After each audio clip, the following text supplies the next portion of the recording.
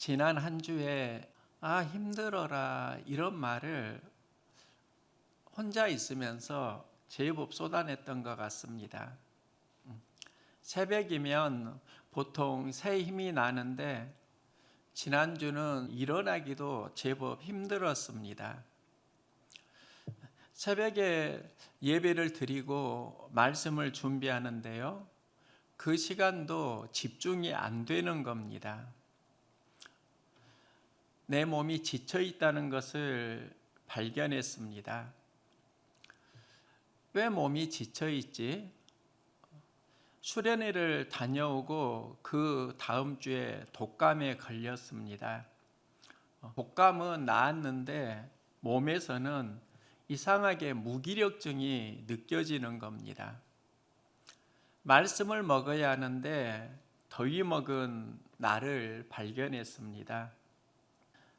새벽 예배를 드리고 이제 말씀을 준비해야 되는데 집중이 안 되니까 그때 교회 옆에 있는 인도의 잡초 제거를 했습니다.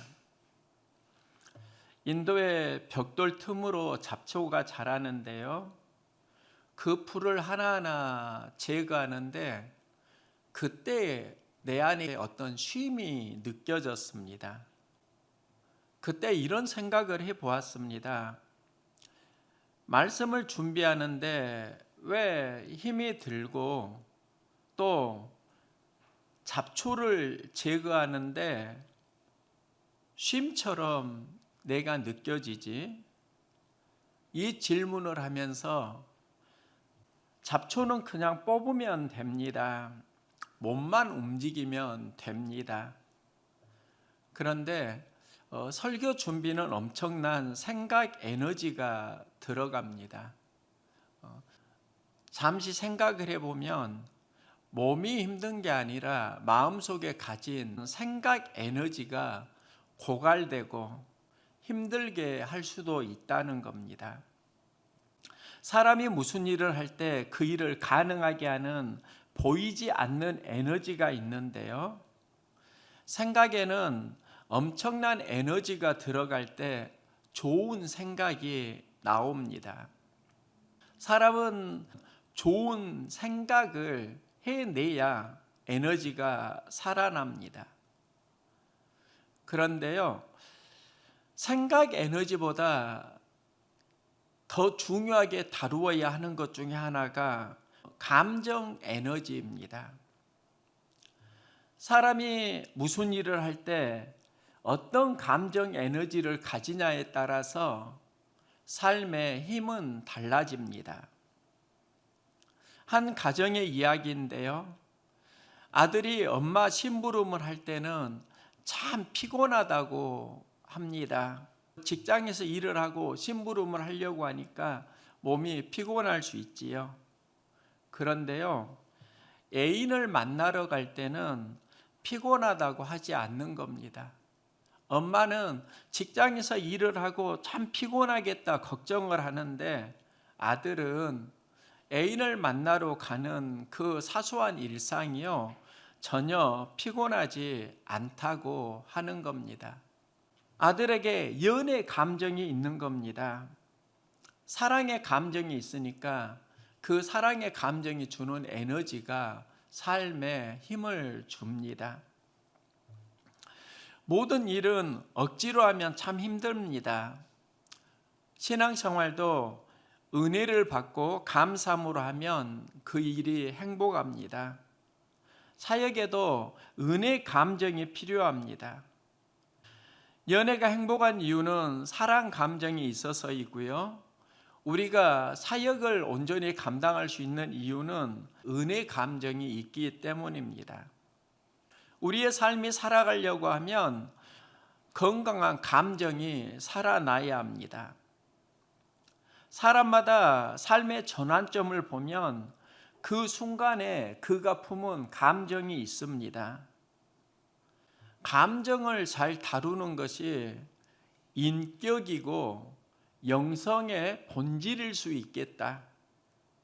사람들은 왜 건강한 감정이 고갈되는 거지?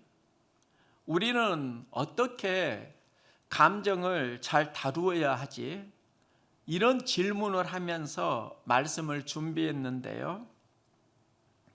이스라엘 역사를 보면 족장시대 다음에 사사시대가 있고요. 그 다음에 왕정시대가 있습니다. 사사시대는 각자의 생각을 가지니까 나라가 혼돈을 경험합니다. 그 과정에 등장하는 사건이 사무엘의 이야기입니다. 사무엘서는 상하로 나누어지는데요. 사무엘상이 엘가나의 가정 이야기로 시작합니다. 엘가나는 레위인이고요. 2명의 아내가 있는데 그 2 아내가 한나와 브닌나입니다. 그 당시에 일부 다처제 문화가 있었는데요. 한나는 남편에게 사랑을 받지만 자식이 없고 그래서 슬픔의 감정을 느낍니다.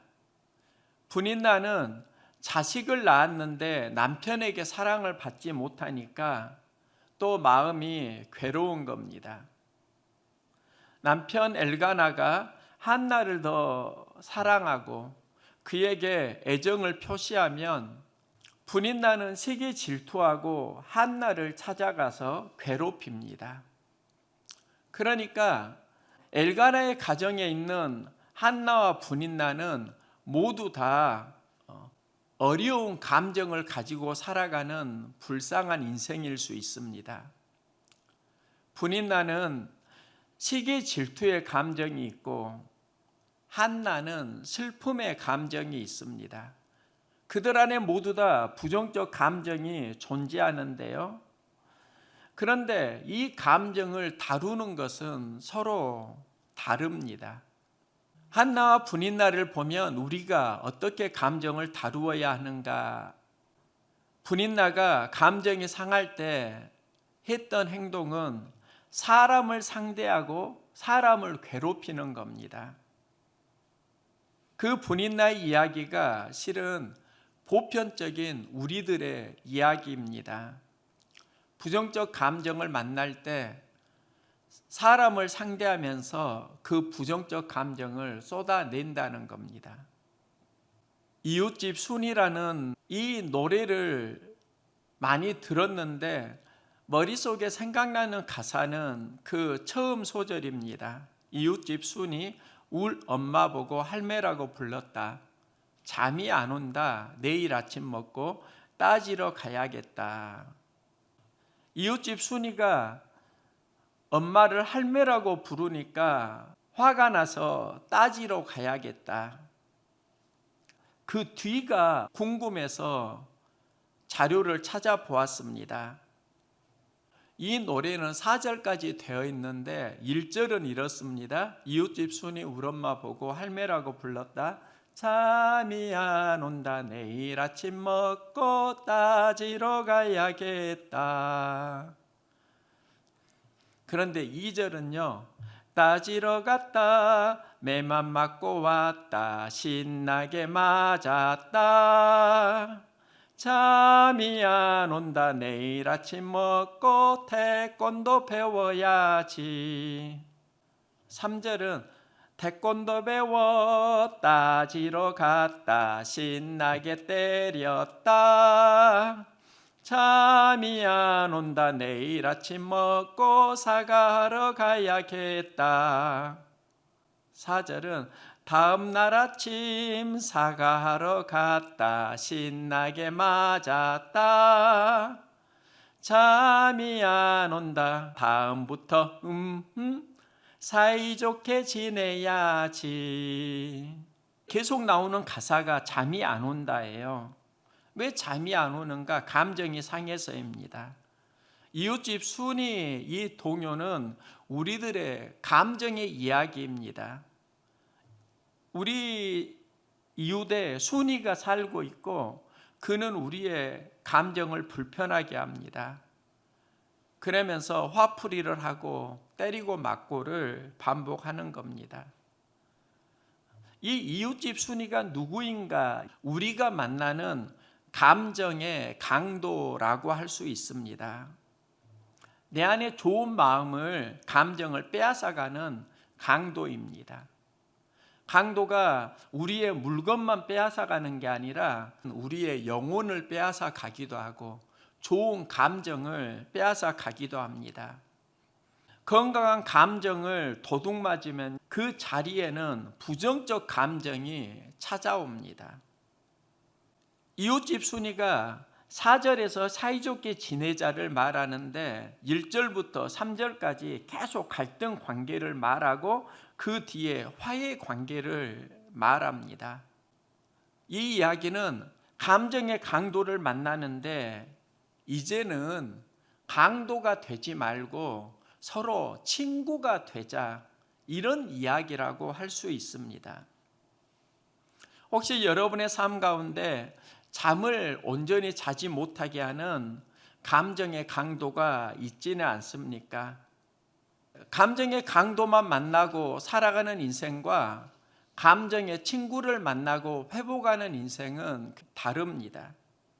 성경의 최초의 살인자가 가인인데요, 감정의 강도 관점에서 이해할 수 있습니다.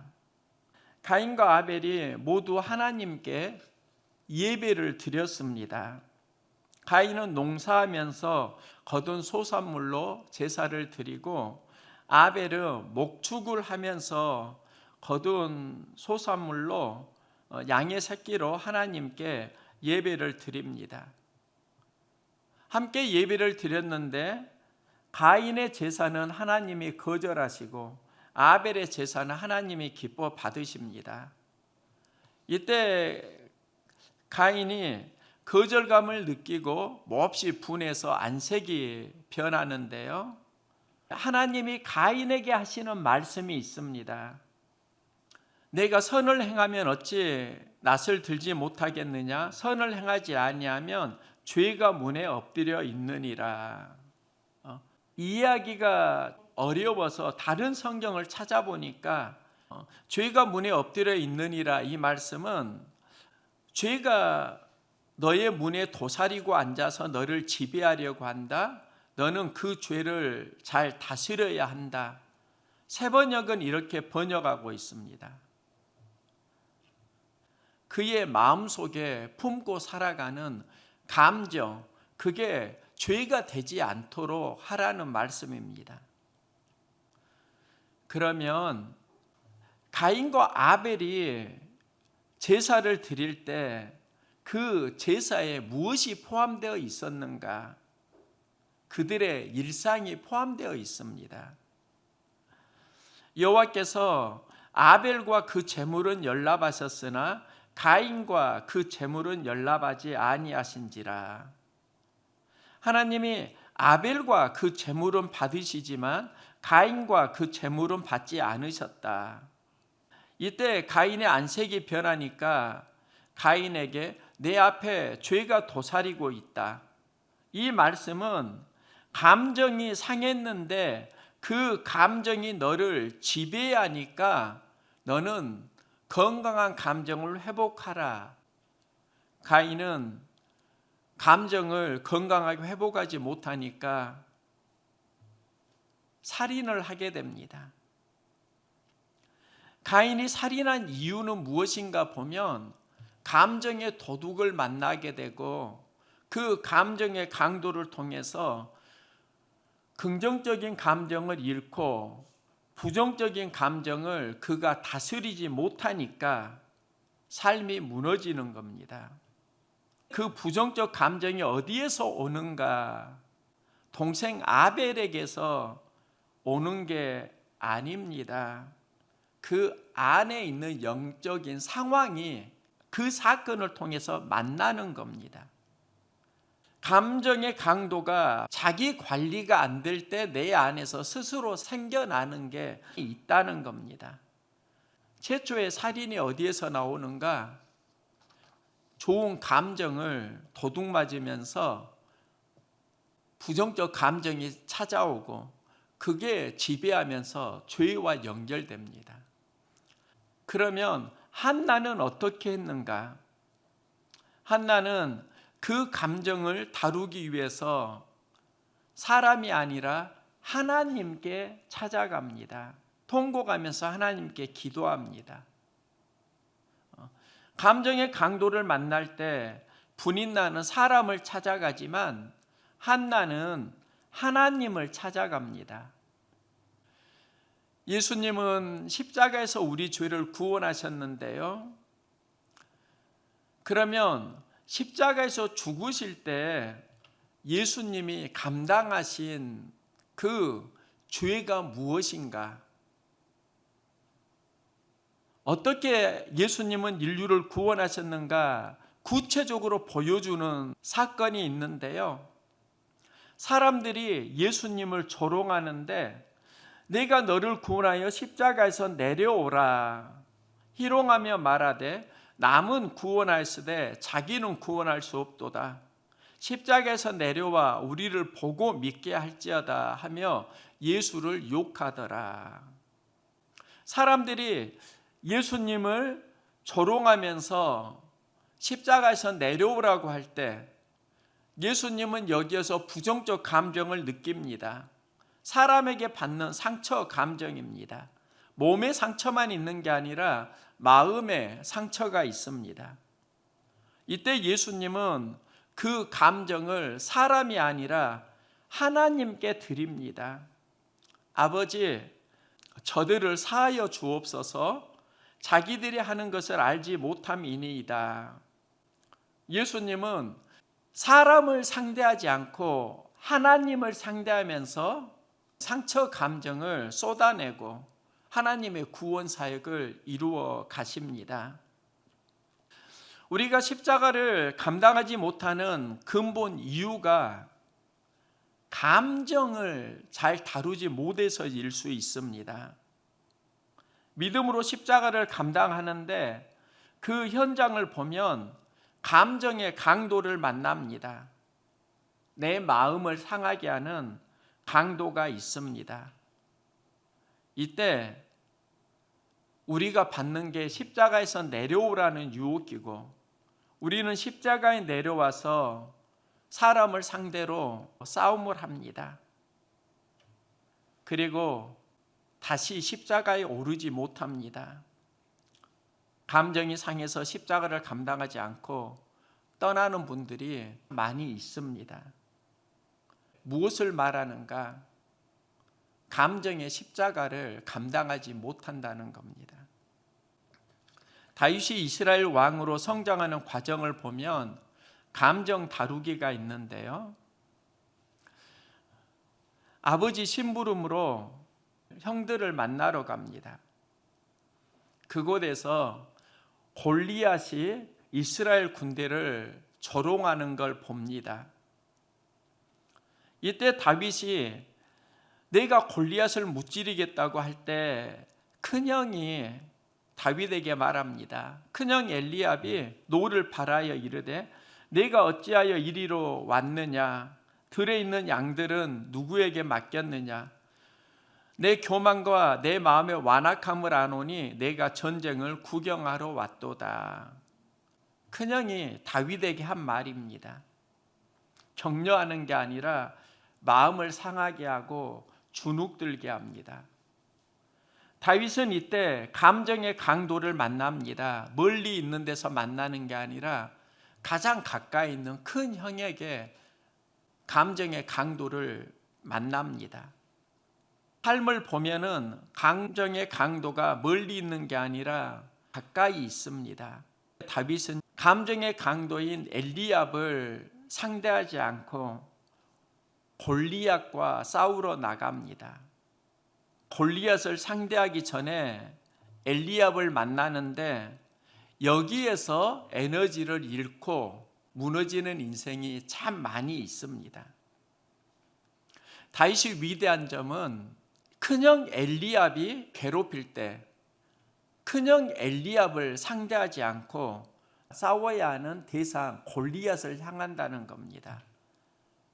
그리고 골리앗을 향해서 나아가는데 골리앗보다 크신 하나님을 바라본다는 겁니다. 사람을 상대하지 않고 하나님을 상대합니다. 다윗이 골리앗을 이기는 비결은 하나님을 상대하면서입니다. 다윗은 하나님을 바라보고 힘과 용기를 얻고 골리앗이 주는 두려움을 극복합니다. 다윗이 어디에서 승리하는가? 엘리압과 골리앗이 다윗의 감정을 괴롭힐 때, 감정의 강도를 만날 때 다윗은 하나님을 바라보고 감정의 친구를 만난다는 겁니다. 감정의 친구를 만나고 그 힘으로 싸워서 이기는 겁니다. 살다 보면 감정의 강도 많이 만납니다. 우리 가까이에 있습니다. 이때 두 종류의 사람이 있습니다. 하나는 분인나처럼 살아가는 사람들입니다. 남편에게 사랑받지 못하는 자신을 보면서 분한 감정으로 한나를 찾아갑니다. 사람을 상대하고 사람에게 쏟아냅니다. 그리고 어느 순간 자기 스스로가 감정의 강도가 되어갑니다. 악순환입니다. 한나는 분인나에게 괴롭힘을 당할 때 감정의 강도를 만납니다. 그 감정을 가지고 하나님을 찾아가고요, 통곡하면서 기도합니다. 하나님이 받으신 건 감정의 강도를 만나서 신음하는 그 한나의 마음이고 그녀에게 새로운 감정을 주시는데요, 하나님을 만나기 전에는 괴로움이 있었는데, 슬픔이 있었는데 기도하면서 평안을 얻습니다. 얼굴에 다시는 근심 빛이 없더라. 내 마음이 여호와로 말미암아 즐거워하며 주의 구원으로 말미암아 기뻐함이니이다. 기쁨과 즐거움을 얻습니다. 감정의 친구를 만난 겁니다. 지금 수많은 사람들이 불행한 이유가 무엇일까? 그 주요 이유가 감정의 강도를 많이 만나고 있다는 겁니다. 세상이 영적으로 악하고 어두운 이유도 감정의 강도를 만나면서 이제 어느 누군가에게 감정의 강도로 관계를 맺어가고 있다는 겁니다. 이 시대의 영적 악순환이라고 할 수 있습니다.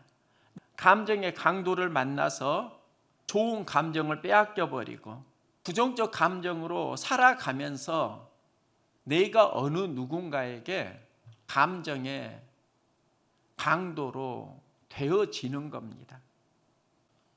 우리는 하나님 앞에 물어야 합니다. 나는 구원의 기쁨과 감격을 잃고 감정의 강도 만난 사람으로 살아가지는 않는가? 내가 어느 누군가에게 감정의 강도가 되어 가는 것은 아닌가? 감정의 강도를 만나고 감정의 강도가 되어 간다고 하면 다시 예수님을 만나야 합니다. 예수님은 제자들에게 세상에 줄 수 없는 평안을 주신다고 말씀합니다. 이 말씀은 너 세상에서 감정의 강도 많이 만났지, 힘들지, 지쳤지, 이제 나에게 와. 내가 너에게 감정의 친구가 되어줄게. 이 말씀입니다.